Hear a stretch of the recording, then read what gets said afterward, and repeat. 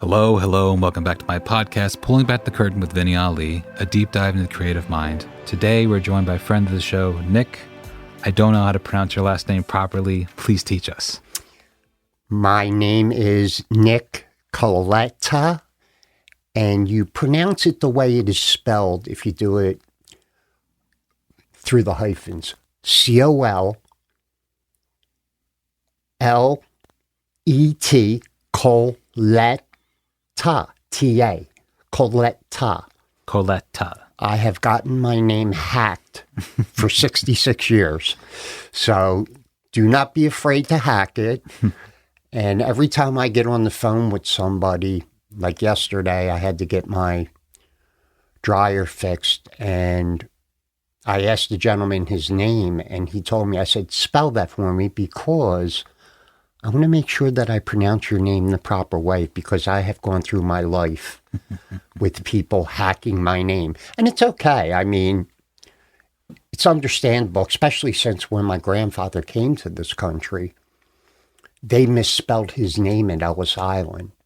My name is actually, the last name is actually only supposed to be spelled with one L, but they added an extra L. So I've gone through my life with my name not really spelt the right way, but Here you are. here I am.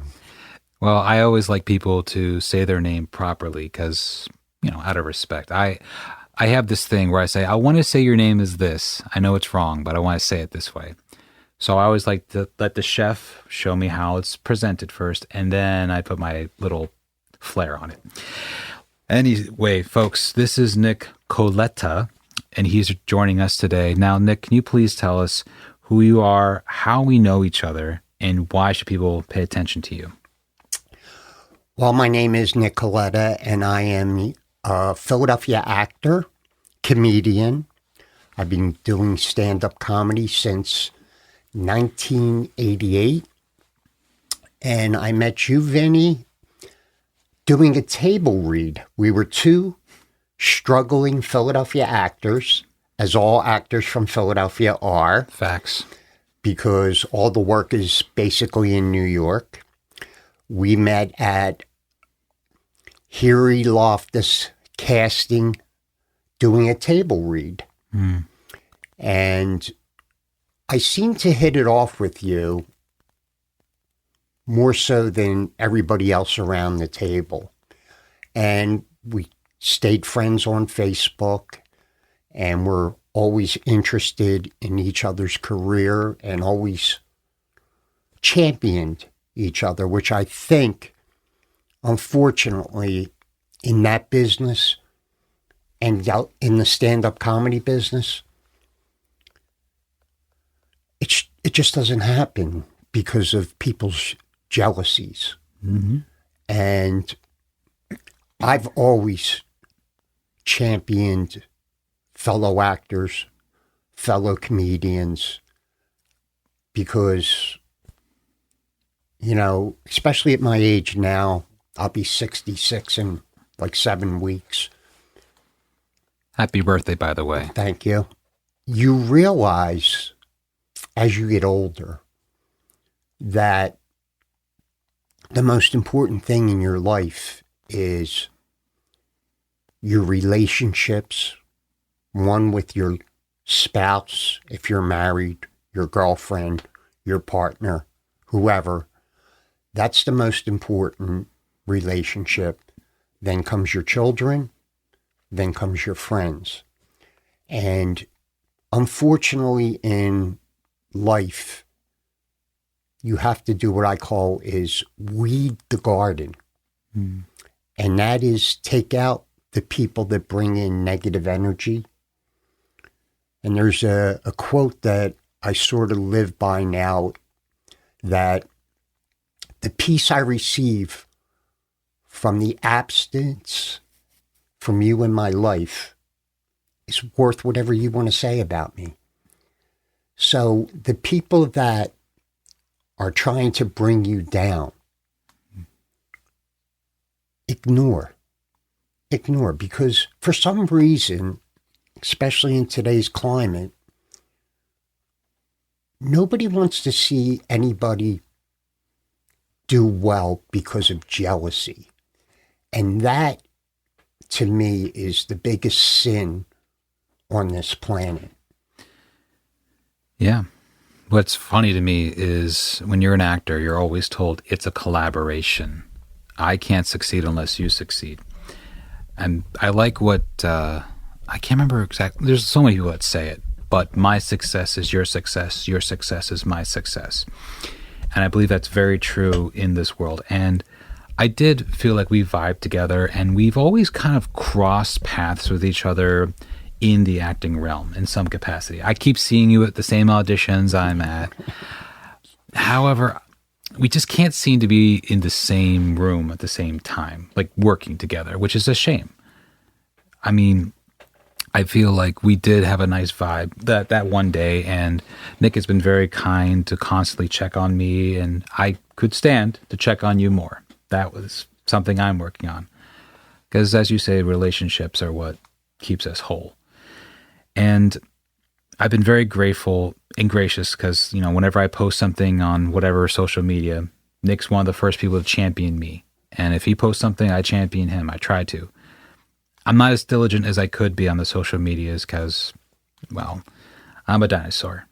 I am a dinosaur. I want to go in, do the job, go home, hired gun, as it were, when it comes to projects. It's just how I am because I'm so hungry and desperate to move forward with my career. But what's nice when I talk to Nick is he reminds me, maybe take a second and think about other things that are important in your life. And I'm grateful for that. Now, friends of the show know that this is a multifaceted platform. We're here to get the glimpse behind the curtain, behind the man of the curtain, why they are the way they are, who they are, what brought them to this point in their life. And I've been really looking forward to having Nick in the booth for a minute. But like all things get in the way.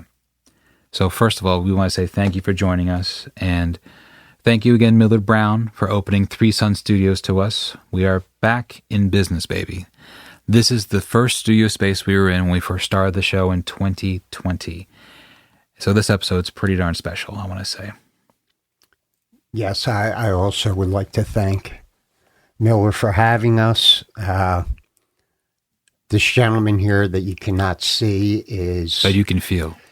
Yeah, you could feel. He is the type of guy that if you would see, you would feel calm around. He's a deadhead. So that... Well, we should explain that to the folks at home. Yeah, for the younger generation, the Grateful Dead is a band, and most of the people that follow the Grateful Dead are kind people.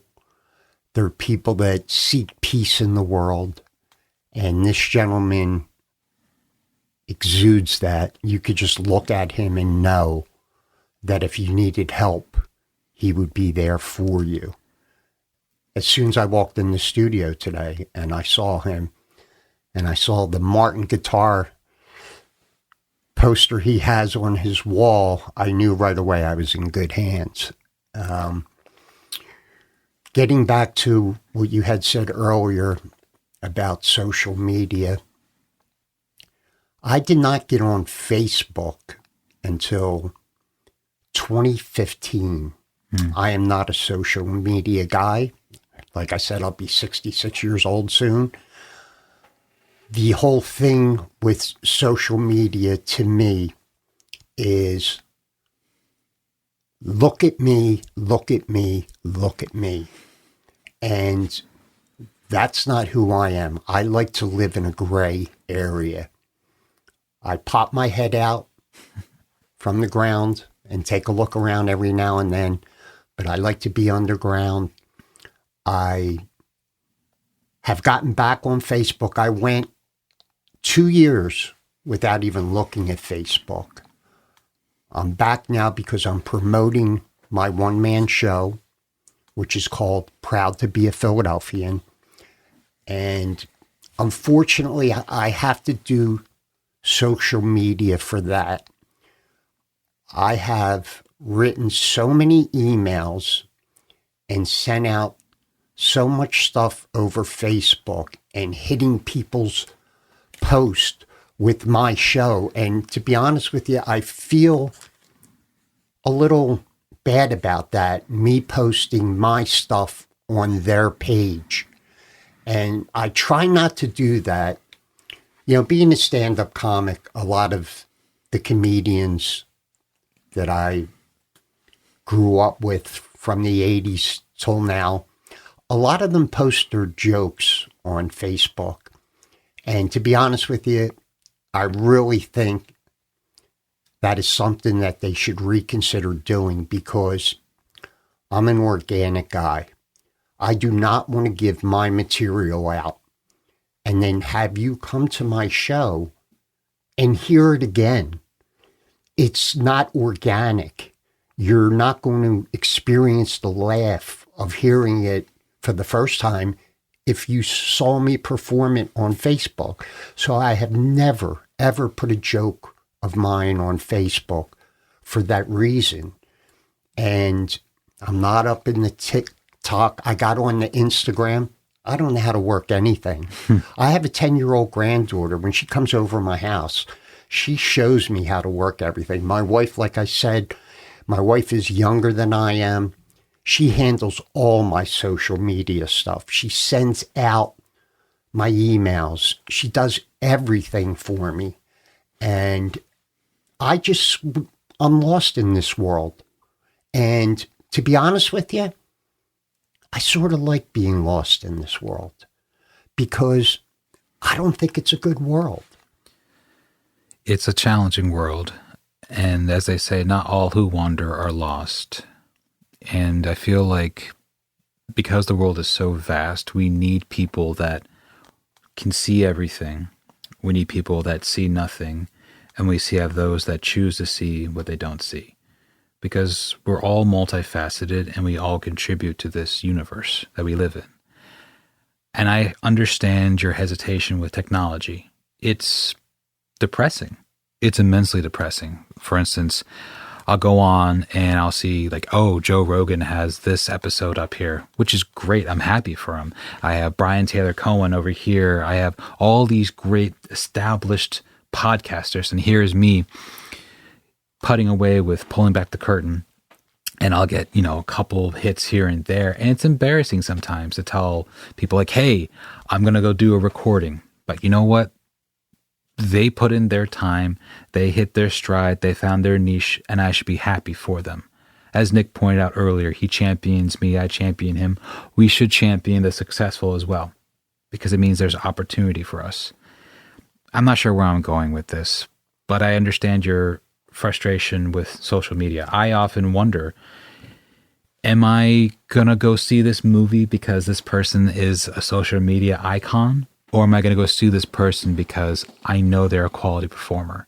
I've seen their work in prior films and prior shorts and prior plays. That's what I care about. Can you bring the goods when you get on stage, in front of the microphone, in front of the camera? But now anyone can get in front of the camera. And that's a good thing and not necessarily a bad thing as well. I agree with basically what you just said. And when I had said about the TikTok, hey, listen, if a kid can sit in his mother's basement and make a couple $100,000 a year, good for him. For sure. Good for him. It's better than working for a corporation that does not care about you. You're wearing one of my shirts. Sure am. Proud to be a Philadelphian. Proud to be a Philadelphian. I sell shirts online. If you go to proudtobeaphiladaelphian.com, you could see the shirts. We'll put the posting in the link. Don't worry. I appreciate that. And I sell that merch. And people that are able to go through this technological highway and make money, I'm happy for them. But I've had friends of mine when I said, hey, listen, I have shirts I'm selling. Oh, you're going to give me a free one, or do I get a discount? Mm-hmm. And I say to them, wait a minute. I have been your friend for 50 years. That's when I say about weeding your garden. I weed out the people that are not, but I still have friends that I went to grade school with. And they ask me for a discount, and I say to them, you get packages delivered every day from Amazon, and you give a man, a trillionaire, money every week, and he uses your money to get into a rocket ship, go up into orbit, look down on you, and come right back down. But yet, me being a friend of yours for 50 years, you're hesitant to part with a couple dollars. That doesn't make sense to me. I let it go. It's water under the bridge, you're my friend. You don't want to spend the money. I'm cool with that. I'm okay with that. But you cannot honor your friendship with somebody by asking them for something free or not support them when they're trying to kick something off. And you go and support these big corporations that don't care about you. They don't care about you. I'm out of politics. Both parties, they do not care about us. We are not Verizon. We are not ExxonMobil. We are not a big corporation. We're just little parts of the machine to keep the machine going. And once people start realizing that, and instead of affiliating themselves with a certain party and having us divided, which is exactly what they want, we're never going to be able to make this earth better. Everything's connected, and people don't understand that. I mean, in this room now, there's atoms and molecules swirling around. So we're connected with everything in this room. We step outside. We get connected with the trees, the plants, the grass. Everything's connected in this universe. And people just don't understand that. And to not love and feel empathy for your neighbor, that just blows my mind. And like I said earlier to you before we got on the air, most of my life is in my rear view mirror. What I have in the front windshield, I want to try to live the right way now.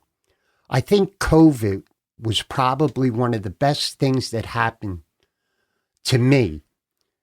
Now, I say that with all the sadness and empathy for everybody that got sick and all that, but it forced me to be inside my house. I am a type 1 diabetic, so I had to be very careful where I went. And when we shut down, I had just gotten back from Brooklyn filming for Vanity Fair. My acting career was starting to take off. Then we get shut down with COVID. So I'm inside my house for almost a year. Mm-hmm. And solitude is so important to the soul because you find out what you really are.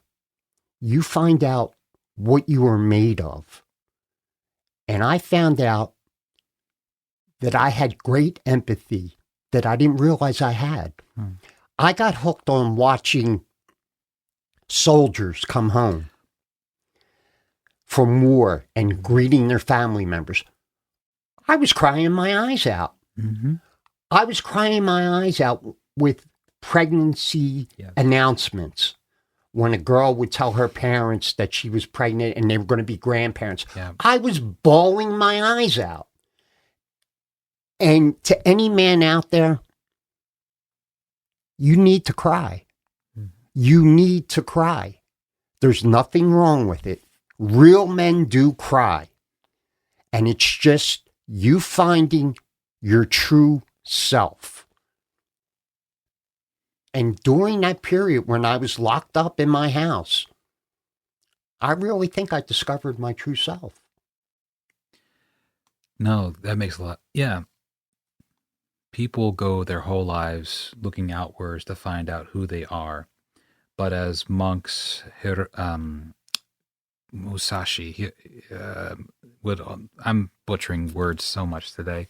But what I'm going to say is there is an importance of looking inward to all the answers to the universe, allowing your time to just come together. And I will say that I too went through that with being inside the house, watching soldiers come home. That was a big video for me. The pregnancies to their children, and then the soldiers coming home to their pets and stuff like that. Because I wanted to feel things, and you're right. Because we have so much distracting us, it's hard to like really find out who you truly are. There was a video I saw, a young man who's like, "You want to know how you can tell how good a businessman is? Have an Australian sit in the meeting." And then they're like, "Oh, I went to Harvard." And the Australian says, "I don't know what that is." You take away that one thing they attach themselves to, and you see who they truly are. And I feel like you went through a huge metamorphosis that a lot of people can relate to. Because you take away the one thing that they do all the time, which is be out in the world, and you're alone with your thoughts. What do you have? And I think that with the pandemic, a lot has changed. I mean, I'm seeing more. I'm not going to get too political because that's not the point of the show, but a lot of workers are seeing the value of their time, their work-life balance as being more important than ever. I myself come from two immigrants. Well, one half immigrant. Mom was born in Philly, but her parents are from Italy. And you didn't say no to work. You work when there's work. You work till you can't go work no more. But because of the pandemic and because my mom retired, she says to me, "Do you really need to work today, son? It's a beautiful day. You've been working 6-7 days in a row. Take the day off. You're tired. You need to sleep." And it's important that we do that for ourselves. Not just give our souls to our jobs, give our souls to our passion, but have some left for our own personal life, or what's really important. At the end of the day, you didn't make all that money before you died. What's your relationship like with your parents, with your spouse, with your friends, with your kids? That's what's going to last. That's what's going to outlive you. I always believe you need to go to bed with a clean conscience. So that's what I think about every time I go to work, every time I live my life. Did I do good by the world, or did I just muck it up? Go on, talk. I don't know what I was talking about. Yeah, I agree with you on that. Listen, people wear masks. Everybody has a mask on. All the time. Everybody tries to present themselves to what they feel the public wants or how they feel that will make them look good. Mm-hmm. And that is not the truth. You should be, if you see something wrong, you have to say it is wrong. You cannot let it get by and not speak up. If you see somebody being mistreated, I feel it's your duty as a human being to step in and say, "Why are you talking to that person like that? Why are you doing this? Why are you doing that?" We are here once. Yeah. We are here once on this planet. You have to make peace. This is what we're here for. Everybody talks, I'm not a religious person. People talk about heaven and hell. People talk about God and the devil. Heaven and hell, God and the devil are in you already. What are you going to bring out? What are you going to bring out of yourself? Are you going to bring out, as they say, good with God in heaven or bad with the devil in hell? What are you going to bring out of yourself? You have to bring out the good, because it will only be paid forward to you. My stepdad was actually my real father in my life. My father had abandoned his family when I was a young child. And a gentleman came in, married my mother, and I always called him Dad. And he left me his estate, and I was given direction on who to give money to when I settled the estate. And he had told me how much money to give each person. Well, I pretty much doubled it because actually I felt guilty of getting the money. And I'm not saying this to pat myself on the back. I'm not an egomaniac. I'm not narcissistic or anything like that. But when I saw somebody, I went to a funeral and I saw a friend of mine at the funeral, and he's wearing a suit that he shouldn't be wearing at a funeral. And I pulled him alongside and I said, I'm going to call you next week. We're going to go out. I took him, and I always wanted to do this. I think I saw it from Entourage, the show. Remember that show? Oh, yes, very much. And I went clothes shopping with him. Mm. And I paid for everything. I had the money. Don't you know, after I paid for his suit and everything like that, 2 weeks later, I hit the lottery for almost as much money as I spent on his suit. The more you give, the more you get back. And that is a fact. Yeah. That is an absolute fact. If you open the door for an older woman, right? Yeah. I guarantee you later on during the day, somebody is going to pay it forward to you in some kind of way. In some kind of way, it's going to be paid forward. It's just the way we're spinning, the way our planet is spinning around in this universe. Everything's going forward. So if everybody pays something forward, it's going to come back to you. Yeah. I hear you. And I think that it's important. Life is very vast and crazy. And sometimes we get lost in the muck of it all because all we see is the negative, get one over on the other guy. But it's nice when people do something kind for you, just for the sake of it. Why not? There's enough bad in the world, I always say. Why not put some good? And yeah, it's the reason I'm having trouble thinking is this conversation is vast, and it should be. It's thought-provoking, and that's what I hope to show in the world. You've been very fortunate with your career, with finding a wonderful partner that accepts you for you and empowers you. You're able to help that friend out. And it's nice to hear that people are actually putting some good into the world. And your story, your one-man show is what really intrigues me, because you are trying to show that Philadelphia is a lot more of value than people give it credit for. I read a lot of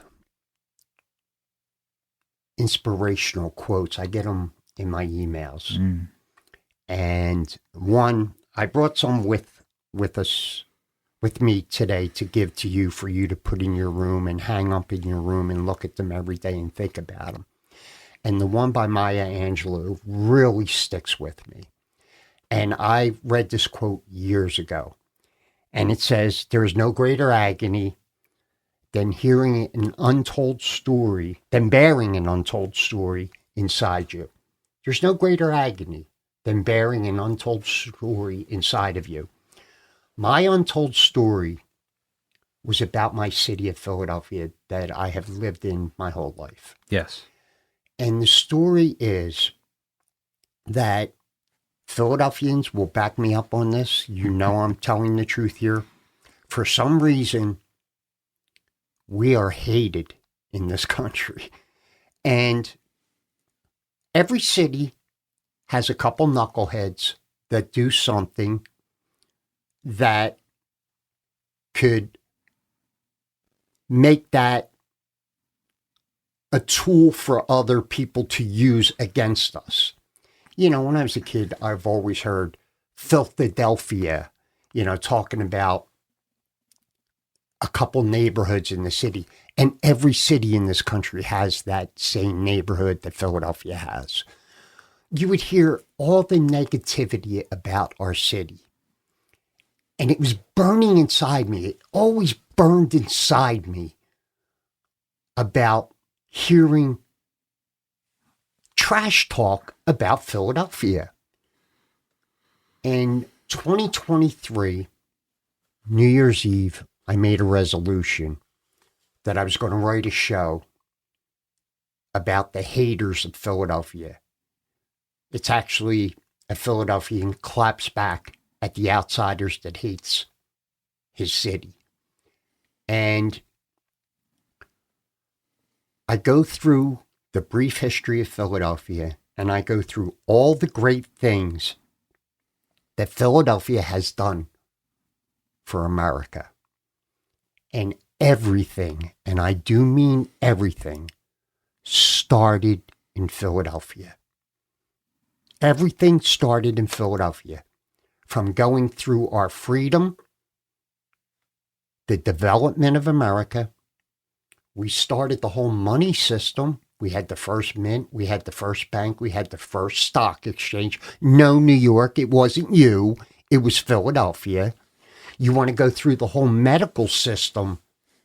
We started the medical system.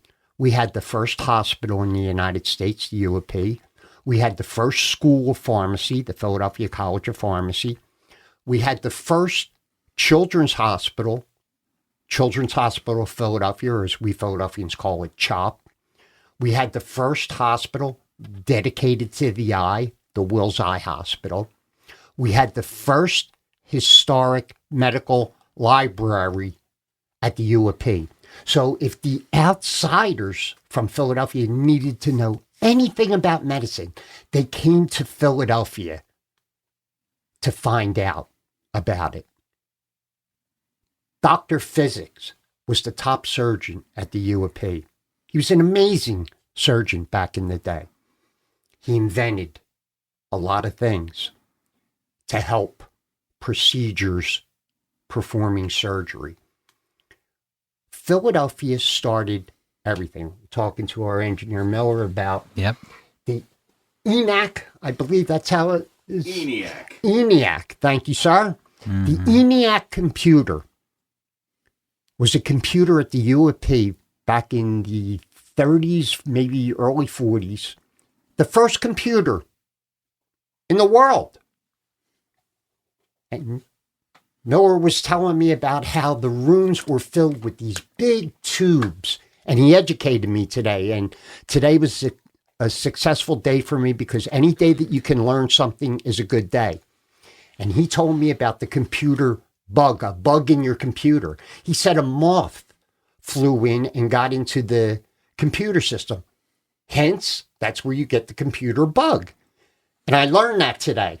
66 years old, and I learned something new today, and I am so happy. When I drive home today, I will be thinking about that. That computer back in the day at the UOP started everything. That little device everybody is watching us on now, listening to us on now, everything about that started here in Philadelphia. It all started in Philadelphia. Everything in this country, the inventions, the food. Our city is so responsible for everything. It just amazes me. And then we have to absorb all the hate from the outsiders from a couple incidents that happened maybe 50, 60 years ago. We still hear about it. And I said to you before, Vin, I said, we are the stepchild of America. We're in between Washington. We're in between New York. New York has the great Broadway theaters. Well, do you know the first theater in America was the Walnut Street Theater here in Philadelphia?